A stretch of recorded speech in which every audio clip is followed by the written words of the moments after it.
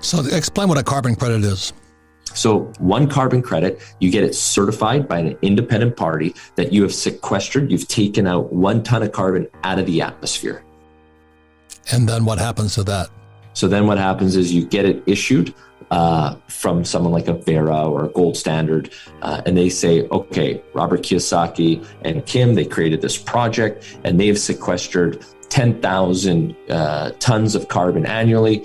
Here's a certificate, and now you can take that certificate and sell it in a stock exchange, just like you can sell stocks, or you can sell it directly to Facebook and Amazon and the other 3,000 companies globally that have committed to decarbonizing. And here's the opportunity.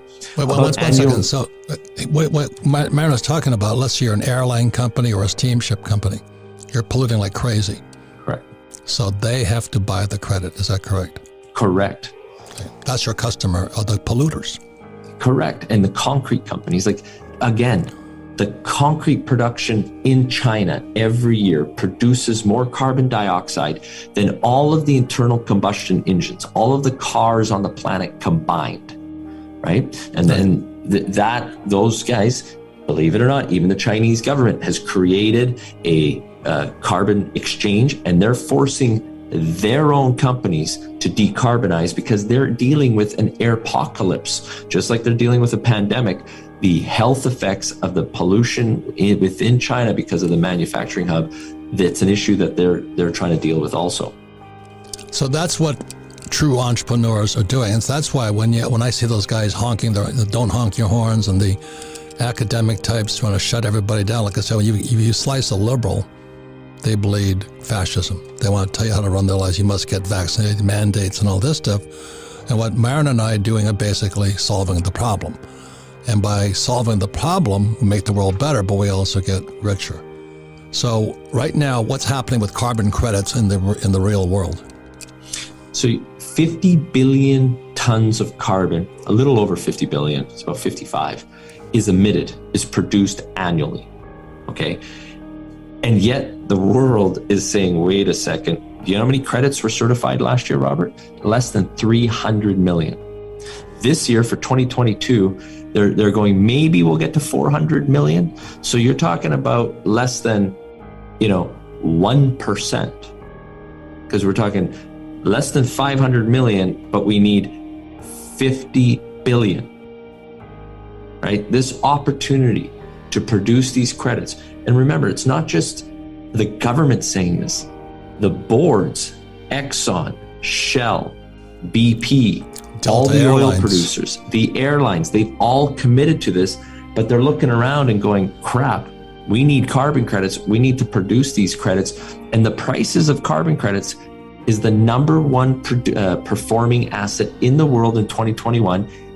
And also thus far in 2022. Since I was on your show, remember when we first talked about this a year ago, they're tripled. And the trend is your friend. Now, why are they going up? Let's take a big chemical producer in Europe like BASF. And FYI, I do invest with Marin, so that I have a personal financial interest in this. So we're not recommending it because you have to be in a cred to do this. The fast track. Okay. But there's ETFs that people can buy that you don't have to be accredited, and I don't own those. I'm just saying this sector. Why is the price going up? Because it's cheaper still today for a major chemical company that makes massive pollution of CO2 to just go and pay $100 per ton than it is to actually change their operations. So that's why the price is going to go up, because until they make actual changes, you're looking at $150 a ton is when it starts hurting their balance sheet. That is an incredible opportunity because you can produce these for $10, $15 per ton. Today in the market. And it's not only that, one of the reasons I signed on board with Marin, because he understands the need for jobs. And you also started a little organization called the Carbon Rangers. Correct.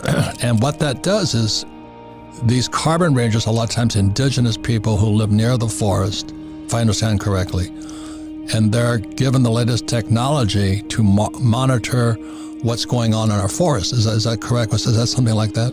Correct. So let's say a copper mine. So all the mines that I'm involved with financing, we're making a commitment to go net zero. So you come in and go, okay, what can we sequester?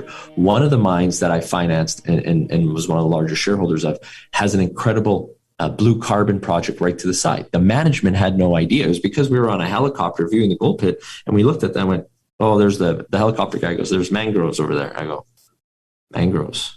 Water. Everyone's focusing on trees. The gold mine. Yeah. I'm going, that's a blue carbon mine. That's a green, that's a credible opportunity. Now, blue carbon credits are the most valuable carbon credits because not only do you sequester the carbon for over 1,000 years, 10 times longer than the forest, but think about all of the biodiversity positive impacts. When you start the mangroves, you get the corals, you get the turtles, and you can calculate all this. So now the indigenous people, you can't teach someone metallurgy or calculus or geology in 3-6 months.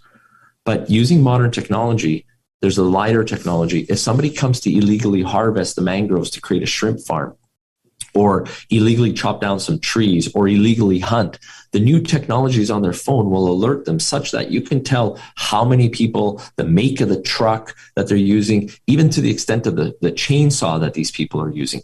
That is how incredible the technologies are available, and it fits on this. Right. You don't need to build this whole center. So by bringing in the carbon rangers, you're creating high-paying jobs, long-term paying jobs, because the value of these carbon credits, you're actually not taking anything out of the ground. It's capitalists giving back to the ground. Correct. And that's where the ultimate score in this, and it's so hard for the mining guys and the oil guys to understand this, but the ones who do, like a Ross Beatty, who's a legend in the business, once he got it, he's made tens of millions of dollars from this, and he's a huge fan. Why? Because all the resources we've been taken out of this earth, but the carbon credits is refilling the earth. It's taking carbon out of the atmosphere by developing the nature-based solutions. Right, and we're taking indigenous, like I grew up a lot of Hawaiian kids, you know. Hawaiian kids were like me. We're not great academics, but they have a tremendous love of nature.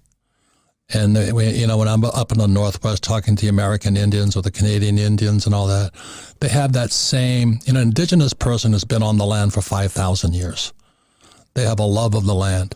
And what Marin was telling me about, you can take this little iPhone and you can empower them and teach them technology that's closer to their heart and protect the environment they grow up in. That was a perfect business. So that's why, for full disclosure, I do invest with Marin. And so that's what real capitalists are doing. So you have a person like AOC, or the theme of this show is the more disruptive, you know, the truckers and Ottawa are getting, the more opportunities are being created for entrepreneurs. And that's why, you know, tremendous respect for Marin. When we come back, like I said, FYI, we're going to go a little bit longer because this show is nearest and dearest to the Rich Dad mission and heart, where entrepreneurs want to solve the world's problem by elevating the financial well-being of humanity without killing the environment. So we'll be right back one more time.